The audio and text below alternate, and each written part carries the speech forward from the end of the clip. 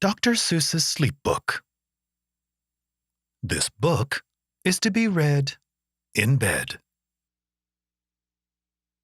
The news just came in from the county of Keck that a very small bug by the name of Van Vleck is yawning so wide you can look down his neck. This may not seem very important, I know, but it is, so I'm bothering telling you so.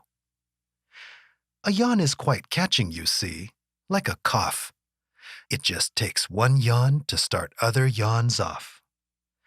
Now the news has come in that some friends of Van Vleck's are yawning so wide you can look down their necks. At this moment right now, under 7 more noses, great yawns are in blossom. They're blooming like roses. The yawn of that one little bug is still spreading. According to latest reports, it is heading across the wide fields through the sleepy night air, across the whole country toward every which where. And people are gradually starting to say, "I feel rather drowsy. I've had quite a day." Creatures are starting to think about rest. 2 biffer-bomb birds are now building their nest. They do it each night, and quite often I wonder how they do this big job without making a blunder. But that is their problem, not yours and not mine. The point is, they're going to bed, and that's fine. Sleep thoughts are spreading throughout the whole land. The time for night brushing of teeth is at hand. Up at Herkimer Falls, where the great river rushes and crashes down crags in great gargling gushes, the Herkimer sisters are using their brushes. Those falls are just grand for toothbrushing beneath, if you happen to be up that way with your teeth. The news just came in from the castle of Krupp that the lights are all out and the drawbridge is up. And the old drawbridge drawer just said with a yawn, "My drawbridge is drawn, and it's going to stay drawn till the milkman delivers the milk about dawn. I'm going to bed now, so nobody better come round with a special delivery letter." The number of sleepers is steadily growing. Bed is where more and more people are going. In Culpeper Springs, in the Stiltwalkers' Hall, the Stiltwalker stilts are all stacked on the wall. The Stiltwalker walkers have called it a day. They're all tuckered out and they're snoozing away. This is very big news. It's important to know. And that's why I'm bothering telling you so. Way out in the west in the town of Merked, the Hinklehorn Honking Club just went to bed. Every horn has been quietly hung on a hook for the night in its own private Hinklehorn nook. All this long, happy day they've been honking about, and the Hinklehorn honkers have honked themselves out. But they'll wake up quite fresh in the morning, and then they'll start right in Hinklehorn honking again. Everywhere creatures are falling asleep. The collapsible frink just collapsed in a heap. And by adding the frink to the others before, I'm able to give you the Who's Asleep score. Right now, 40,404. Creatures are happily, deeply in slumber. I think you'll agree that's a whopping fine number. Counting up sleepers? Just how do we do it? Really quite simple. There's nothing much to it. We find out how many, we learn the amount by an audio-tele-o-talio count. On a mountain halfway between Reno and Rome, we have a machine in a plexiglass dome, which listens and looks into everyone's home.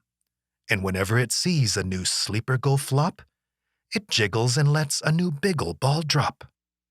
Our chap counts these balls as they plop in a cup, and that's how we know who is down and who is up. Do you talk in your sleep?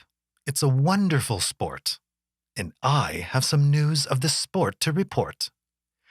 The world champion sleep talkers, Joe and Mo Redsoff, have just gone to sleep and they're talking their heads off. For 55 years now, each chattering brother has babbled and gabbled all night to the other. They've talked about laws and they've talked about gauze. They've talked about paws and they've talked about flaws.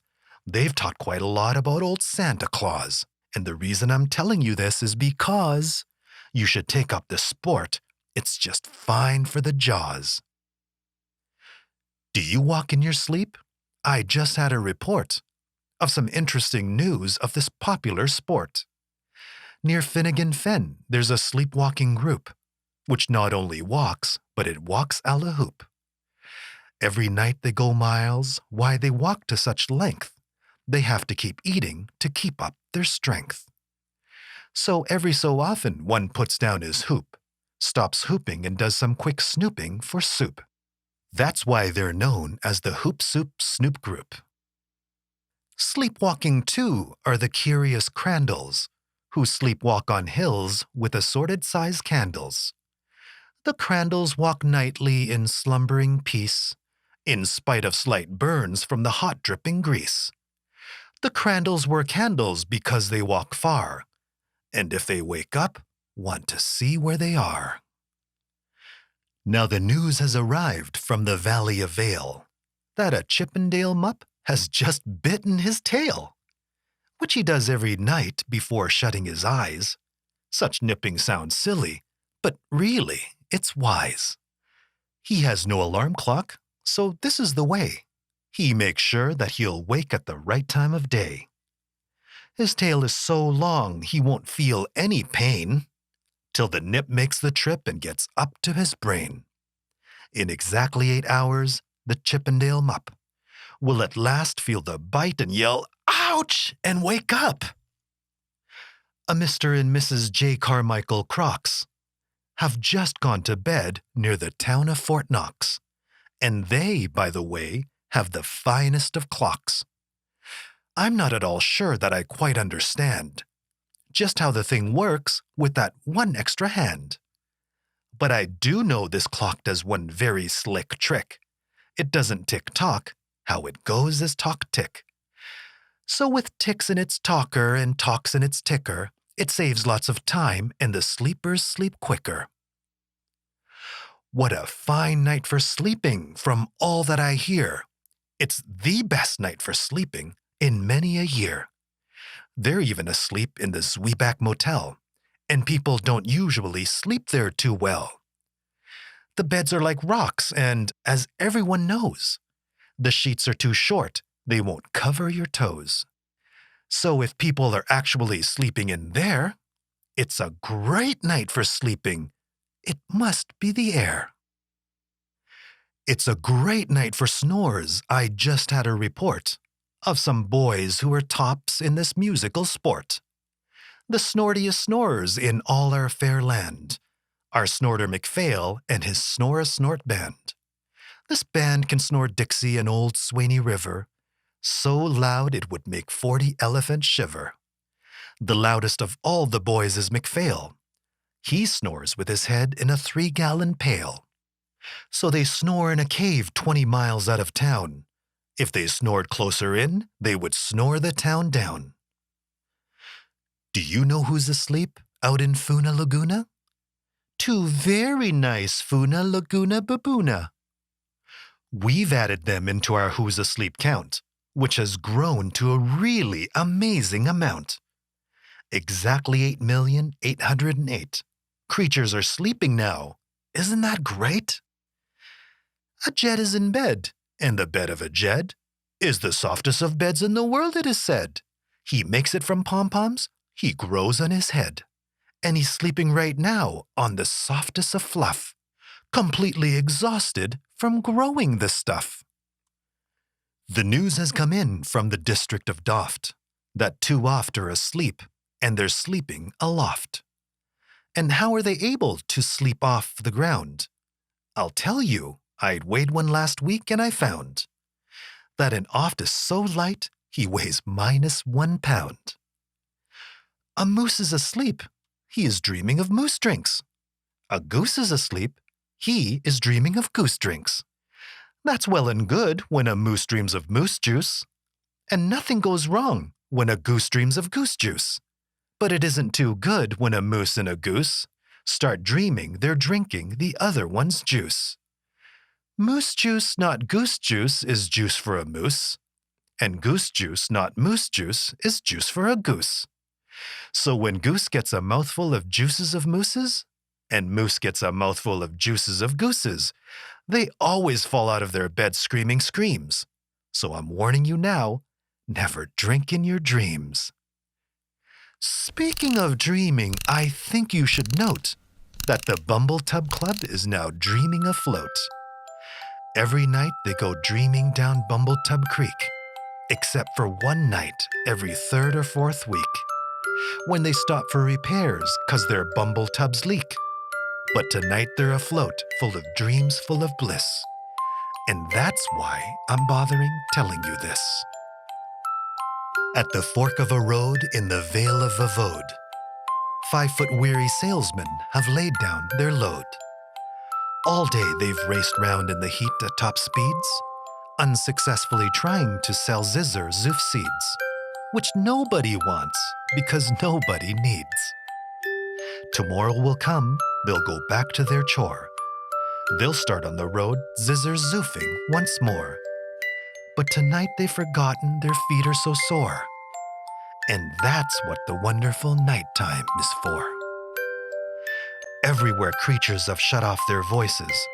They've all gone to bed in the beds of their choices.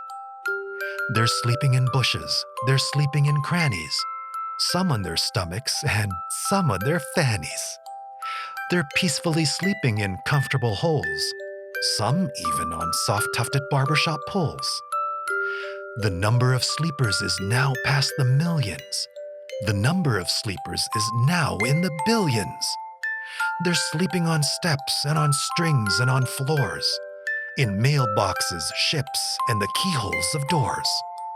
Every worm on a fishhook is safe for the night. Every fish in the sea is too sleepy to bite.